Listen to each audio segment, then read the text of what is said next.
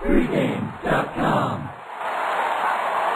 Welcome back, Pregame.tv, breaking down Thursday night NFL action, Indianapolis, Tennessee. This was supposed to be a big marquee game for in the top two teams within the division, both coming off wins and didn't work out so well. Both of them lay a complete egg. A little bit disappointing matchup now based upon that, but if we can bet on it, we can make money on it.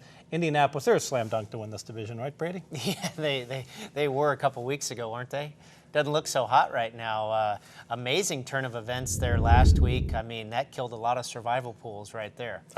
Not just that game, but and both of them did. Yeah, it's the unpredictability of the NFL, and you look at both these teams losing, and you always get that. Well, what would the money line parlay be if you played both those teams? But it's like, well, the two meteorites strike the planet, every now and then too. I think RJ sent out a tweet today that if you'd played the Rams, the Jaguars, and the Panthers on the money line for $100, it was like 96,000 or something. Sure. I think that I didn't even have to check. I'm sure no one hit the William Hill NFL progressive card where you have to pick outright winners.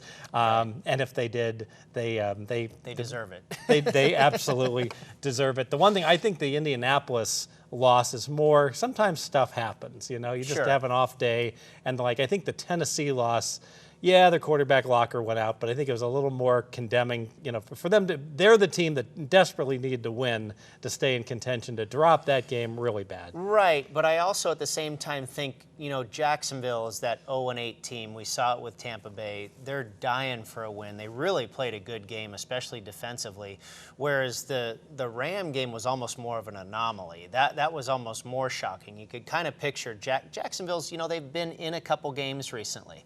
They covered the spread against Denver. They've hung around a little bit, whereas that Rams, getting 10 points in Indianapolis and then winning 38-3 or whatever it was, that was, I think, a little more shocking to me. Yeah, one thing that stood out to me in that game is, and the media is so biased towards the final result versus the right play, that Austin is going backwards towards his end zone. He fields the punt on his own 3, backs up to the 2 basically when he finally controls the ball. 19 times out of 20 times, he either fumbles or usually just gets buried on the 4. And you're like, what a terrible play, worst play ever. But because he runs it all the back, he gets accolades. What a great play. What a playmaker and the like. But one thing that I've noticed about these teams, partly it's because of the division they play and the schedule. So they go ahead and play Jacksonville, within their division. They play Houston and they play the NFC West. And these teams have one thing in common: they're all very low-scoring teams. So they played lower-scoring games than maybe what you would have expected. So maybe here this is a game for first place. You would think that probably we would be heading towards playing, maybe a tight-fisted game and close. However, I've got an angle on this. I'm going to go the other way in this Thursday game on the total, and I think you'll like what I have to say here. You ready to make it official? Let's make it official. All right, my official pick on this is based wholly on schedule dynamics. Usually I want to go Thursday football, look to play under, but I cannot, and here's why. Tennessee locker goes down. In comes Mr. Turnover, Mr. Excitement.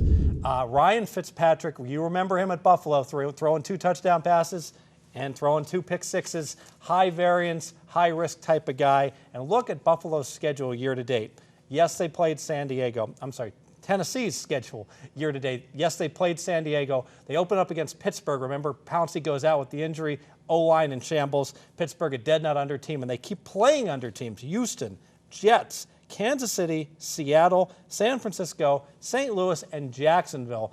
None of these teams can score. Most of these teams have great defenses. Now they get Indianapolis, who just put up an infinity sign sideways. 8 points. What is that? Andrew Luck is going to bring it, with this team. And because of that, I expect there will be points coming early and often. Indianapolis, because they're in the same division, has had a very similar schedule, under-oriented, playing lots and lots of under teams.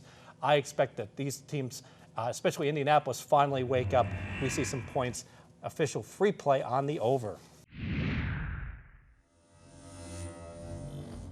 over the total on Thursday night. It worked for me last week with the Redskins and the Vikings, and I like the case that you I like the case that you make for Indianapolis and Tennessee. I think it has a lot to do with these teams both suffering very disappointing losses.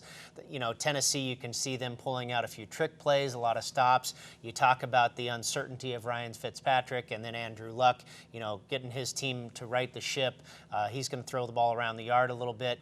Makes a lot of sense to me. Very good. Hopefully it'll be as easy a winner as you had on your Thursday game. That one almost hit at halftime. The market bet that down to 48. You saw that, right? Perfectly. Market's hard to understand sometimes. And speaking of betting markets that are a little bit strange, stay with us. We will be talking about a college football game where the market just can't adjust enough to Baylor and how strong their power rating is. They opened against Oklahoma 7.5. They closed 15. They destroy Oklahoma. Now they're in Arlington.